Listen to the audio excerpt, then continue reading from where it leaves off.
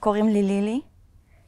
אני פה בשביל לספר בגדול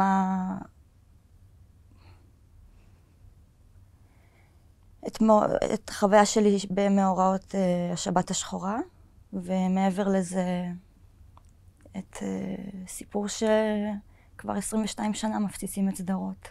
סדרות היא מוקד להתקפות טרור כבר 22 שנה. זה בעצם המקום הראשון שהתחיל לספוג טילים, קסאמים.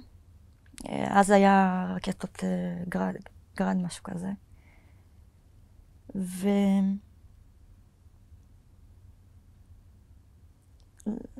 זאת בעיה מתמשכת ואין לה באמת מענה, כמו שלא היה מענה לשאר הקיבוצים.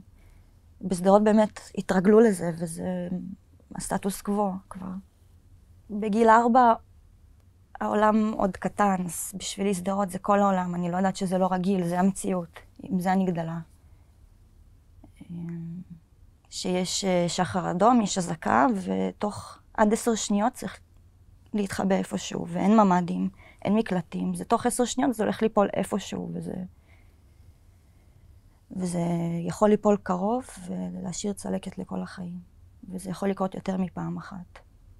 וזה משהו שכבר בשגרה, שמגיל 4 יש לי התקפי חרדה, ולא הייתי ישנה בלילות, שקרו מספר פעמים שנפל לידי קסאם, במרחק סביר שאני לא אפצע פיזית, אבל העדף והאימה, זה משהו שהוא בשגרה. בבית ספר, בגן ילדים, כאילו להסתובב בפארק, בדרך לבריכה. כל אחד עבר את זה,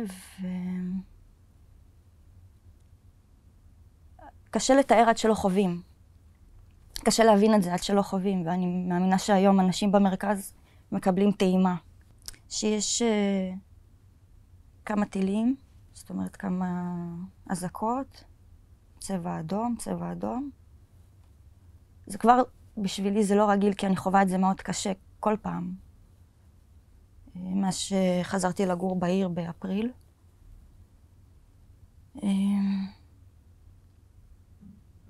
ואז זה המשיך, והמשיך, והמשיך. וסבתא שלי מדליקה טלוויזיה, ויש את התיעודים של המחבלים שיורדים ברחפנים במסיבה. ופתאום זה מגיע מפה, פתאום זה מגיע מעוד מקור שיש מחבלים בעיר אצלנו, שמראים אותם נכנסים בטנדר, המכרים של סבתא שלי מהמועדון של הפנסיונרים, ששמענו על זה, ראינו אותה,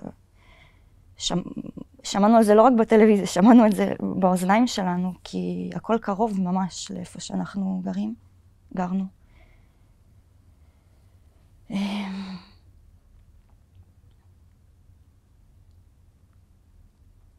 ואח שלי שהיה איתנו, הוא במחזור חלק מהשוטרים היו במחזור הזה בגיל שלו, בבית ספר, היה לו כבר, לפני שזה הגיע לטלוויזיה, כבר ידעתי שמה קורה בתחנת משטרה, זאת אומרת, הוא אמר לנו, ושמענו פשוט יריות בלי סוף, רימונים ו-RPG וקלצ'ניקובים וצרורות, שעות כאילו של צרורות, ולא ברור כבר מאיפה זה מגיע. זאת אומרת, מתי זה ברחוב שלי, מתי זה מגיע אלינו, כי יש תחושה כזאת של חוסר ידיעה, כי באיזשהו שלב גם התנתק לנו החשמל. הם הורידו עמוד חשמל, המחבלים, ואז גם הקליטה הלכה, ואני רק יודעת מה קורה בבארי ובקיבוצים, ומתישהו זה אצלנו, וזה כבר אצלנו, השאלה באיזה סדר גודל. כי אין צבא ואין משטרה בחוץ. בדיעבד המשטרה ומי שיכל היה בתחנת משטרה, שהם נלחמו על החיים שלהם שם בכלל, בגבורה. יש פיצוצים של יירוטים, יש פיצוצים של נפילות, יש פיצוצים של RPG, וזה פשוט תזמורת של סוגים שונים של פיצוצים. לקראת הערב שיורד החושך ואין חשמל, ואני לא יודעת באמת מה קורה, סגרנו את התריסים, זה כבר נעלנו הכל, בין לבין שאני פשוט הולכת, וכל פעם שיש משהו אני סוגרת את האוזניים ומתקפלת, ובאיזשהו שלב התחלתי להיכנס ממש לחרדה, של ממש משהו בחושך, ושזה לא מפסיק.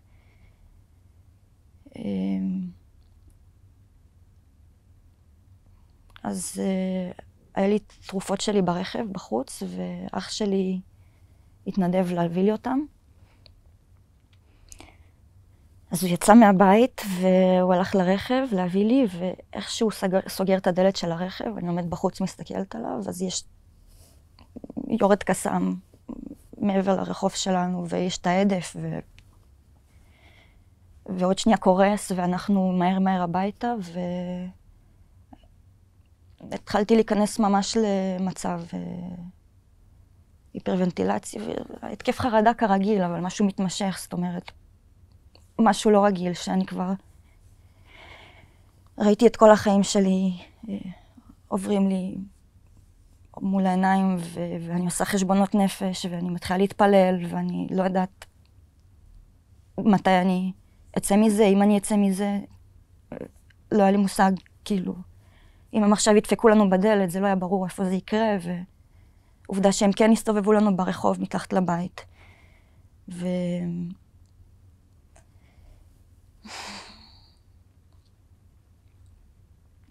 בלילה הצלחתי לישון, בזכות הטיפול שלקחתי, ובבוקר זה ממשיך, ואין חשמל, למרות שהבטיחו שזה יחזור, ואין קליטה, והשכן מדליק גנרטור, ולא ברור, יש הוראה לא לצאת מהבתים, ממש מפיקוד העורף, שאפשר להתקשר ל100 בלי קו. ומעבירים לפיקוד העורף, ממש באיזשהו חוסר ידיעה שזה בערך הדבר הכי גדול שהיה. ראינו אנשים יוצאים על רכבים. זאת אומרת, מסתכלים מהחלון וברחוב יש רכבים. שמשפחות יוצאות, וזה הרגע של להחליט מה עושים עכשיו. זאת אומרת, נשארים פה, לא נראה לי שיהיה חשמל בקרוב. הפיצוצים ממשיכים, לא ברור אם הצבא משתלט על זה או לא, לאן זה הולך,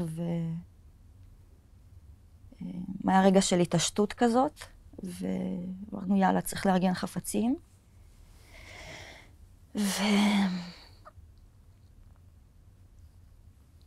לברוח משם. משהו ממש מעניין שיום שישי בערב, הרכב שלי לא הניע. והיה בעיה במצבר. ובאמת ביום ראשון, בצהריים, כשיצאנו, הרכב הניע, וזה היה ממש הקלה. ואז רצנו להעמיס את הדברים כל הזמן, מהר, כי תוך כדי עפים טילים באוויר, נופלים טילים, נפלה ליד הבית. ואנחנו גם עם כלבה, אז ממש עשינו איזה 2 נגלות, העמסנו, והנעתי, ויצאנו משם. ויצאתי מיציאה, יציאה שקרובה למכללת ספיר, זו היציאה היחידה שאני יכולה לצאת ממנה שלא קרה בזוועות. שמתי את אח שלי בבית שלו, בבית שמש, ואז הגענו לכפר יונה, לאמא שלי. סבתא שלי שם עכשיו, כשהגעתי לשם ולא הצלחתי לאכול, וזה גם משהו שליווה אותי, אז נפל מאחוריי הלב, וכל הגוף שלי ממש קפצתי ורעדתי, ואחרי רגע שהסתובבתי הבנתי שזה עלה, שזה לא סכנה, זה משהו שמתמודדים איתו עכשיו, זהו. מי שגר וגדל באזור הזה, וקיים חיים שקטים בקיבוצים ובעיר, ובסך הכל רוצים לחיות ולגדל את המשפחות לא עשינו שום דבר בשביל לחוות את הזוועות האלה.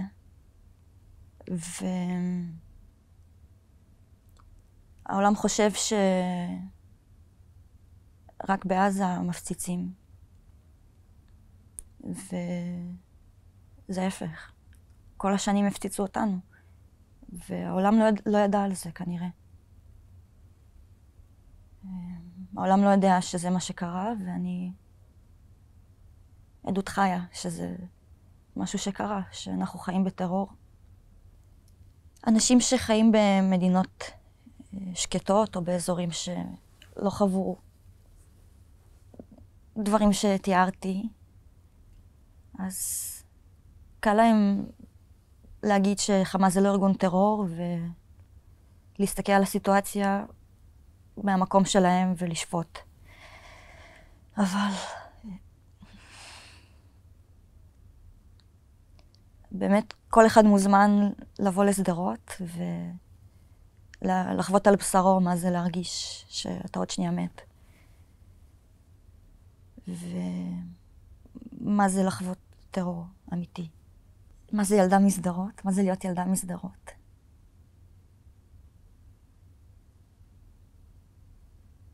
זה לפחד למות. או לא להבין את הקונספט של למות, זה לפחד.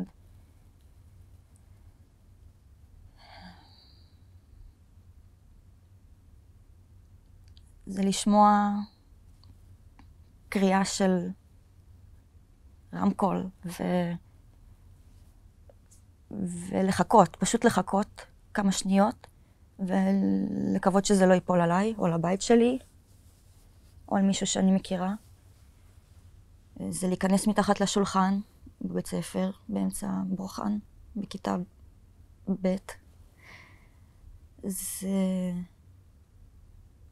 זה ללכת בדרך לבריכה, וסבתא מכסה אותי, וזה נופל עשרות מטרים מאיתנו.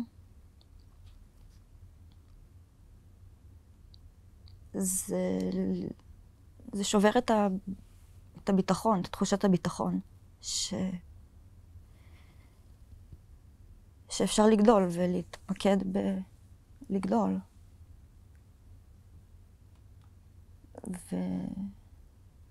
זה משהו שמלווה, גם כשאני לא בשדרות, שאני שומעת רעשים, שיש במוזיקה פתאום שבריר שמזכיר לי צבע אדום, זה יכול להכניס אותי למצב מאוד קשה. וזה משהו של היום-יום. היה מענה בכך שבנו ממ"דים לכל התושבים. היה מענה בהנגשה של טיפול רגשי. אבל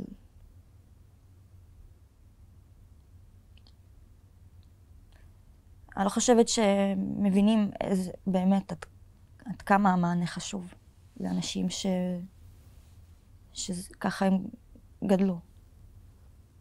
אז לומדים לחיות עם זה. אני באה להגיד שתמיד יש תקווה. זה משהו שמאוד חזק אצלי, אבל יש את המציאות שהיא מוכיחה כל פעם מחדש שחמאס שם והם עושים טרור לכל מי שמסביב, וזה כבר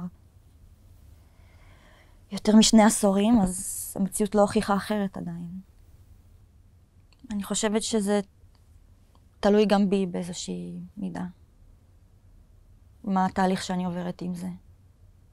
ולאן אני רוצה להביא את עצמי. ויכול להיות שכל רעש קטן ימשיך להקפיץ אותי. אולי נצטרך ללכת עם התמים שמורידים את הדציבלים. אבל אני מאוד מקווה להגיע למקום השלם הזה שהפחד והחרדה לא מנהלים אותי. יש לי פה קעקוע, שהמשמעות שלו בגדול היא מושג שקצת קשה לתפוס, ביטחון קיומי.